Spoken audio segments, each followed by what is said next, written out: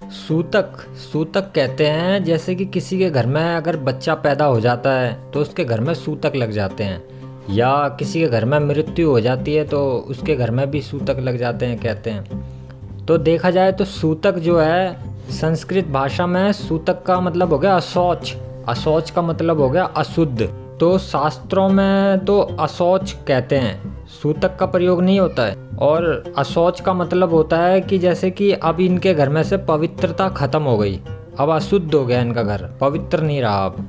जैसे किसी के घर में अगर मृत्यु हो जाती है तो उस घर के सारे कुटुंब के जो भी लोग होते हैं वो सारे अशौच हो जाते हैं, यानी कि अपवित्र हो जाते हैं। और अशौच हो जाने के कारण जब घर में पवित्रता खत्म हो जाएगी तो घर में और भी बहुत से काम ऐसे होते हैं जो होना बंद हो जाते हैं। जैसे कि सब्जी के अंदर तड़का नहीं लगा सकते, उबली हुई सब्जियां ही खाएंगे, उबला हुआ खाना ही खाएंगे। और जिसके घर में अशौच हो जाता है वह 10 दिन तक चारपाई पर नहीं सोएगा। तो अशौच के कई मतलब होते हैं, जिसमें कि कहने का मतलब होता है अपवित्रता हो चुकी है घर में। और आजकल इसको साधारण भाषा में कहें तो सूतक कहते हैं कि सूतक लग गए भाई इनके घर में।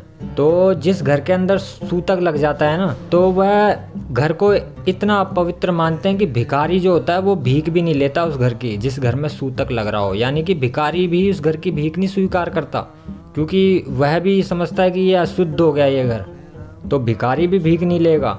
तो ये जो अगर किसी के घर में मृत्यु हो जाए तो वह जो है सारे कुटुंब को लग जाता है सूतक, और उससे सारे परिवार के लोग प्रभावित हो जाते हैं। लेकिन अगर किसी के घर में जन्म हो जाए, यानी कि कोई जन्म का सूतक लग रहा हो किसी के घर में, तो वो उस जन्म का सूतक जो है बस माँ और बाप को ही लगता है, और उसके घर में और किसी को भी नहीं लगता। सिर्फ माँ और बाप ही अशुद्ध होते हैं। जिसमें कहते हैं कि पिता जो होता है, बाप जो होता है, वह नहाने के बाद शुद्ध हो जाता है, और जो स्त्री होती है वह 10 दिन के बाद हवन पे बैठने के बाद शुद्ध हो जाती है। तो देखा जाए तो इसके कई तरीके के मायने हैं, क्योंकि देखो जब एक माँ जब किसी घर में जन्म होता है तो जन्म होने के बाद में बच्चा पैदा होता है, नाल कटता है, गंदगी निकलती है काफ़ी।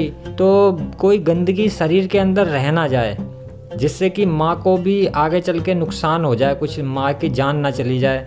तो इसलिए शरीर की गंदगी को साफ़ करने के लिए पुराने समय में देते थे, आज भी देते हो तो पता नहीं, कि जीरा और हल्दी इसको पका करके दिया जाता था 10 दिन तक, और 10 दिन के बाद में कहते थे कि अब यह शुद्ध हो गई, पवित्र हो गई, और उसके बाद में हवन करवा दिया जाता था, और हवन के बाद में शुद्धता आ जाती थी, यानी सूतक खत्म हो गए। तो देखा जाए तो ये स्वास्थ्य के हिसाब से तो बहुत अच्छा ही है, क्योंकि स्वास्थ्य के हिसाब से देखा जाए, क्योंकि अगर कोई भी चीज़ गंदी अगर शरीर में रह जाए माँ के, तो वह आगे चल के माँ की जान को भी खतरा हो सकता है। तो इस हिसाब से देखा जाए तो सूतक का सही बनाया था हिसाब किताब। और ऐसे ही अगर किसी के घर में मृत्यु हो जाती है तो वह भी 10 दिन के बाद में जब हवन पे बैठते हैं तो उसके बाद में सारा घर जो है वह शुद्ध हो जाता है। तो देखने में देखो ऐसा लगता है जैसे कि ये जो भी कुछ है ये स्वास्थ्य के हिसाब से बनाए गए थे, ये कि भाई स्वास्थ्य के हिसाब से देखा जाए तो ये सब चीज़ें ठीक हैं। और ये सूतक का जो मतलब होता है, इसका मतलब होता है अपवित्रता, कि अब घर में अपवित्रता हो गई है, पवित्रता खत्म हो गई अब घर के अंदर की, और यज्ञ कराने के बाद में दोबारा से पवित्र हो जाएंगे सब। तो यह परंपरा जो है ये अपने लोगों ने बनाई थी, और जो देखा जाए तो ठीक भी है, क्योंकि अगर किसी के घर में मृत्यु हो जाती है तो मृत्यु हो जाने के बाद में घर में मृत शरीर रखा होता है, जिसमें कि सड़न भी पैदा हो सकती है और भी काफ़ी बीमारियां भी आ सकती हैं, तो जिसके वजह से घर अशुद्ध हो जाता है। और ऐसे ही जन्म के सूतक में कि भाई माँ के अंदर कोई गंदगी ना रह जाए, जिसके कारण माँ की जान को खतरा ना हो जाए, तो इस वजह से भी देखा जाए तो ये देखा जाए तो स्वास्थ्य के हिसाब से कहीं ना कहीं ठीक ही है ये सब चीज़ें। लेकिन समय के साथ साथ ये जो है ये एक संस्कार का रूप ले लिया इसने, और ये संस्कार ही बन गया, और आज हम सब लोग इसे संस्कार के रूप में ही जानते हैं। लेकिन अगर गौर से ध्यान दिया जाए तो इसके पीछे कुछ स्वास्थ्य भी छिपा हुआ है।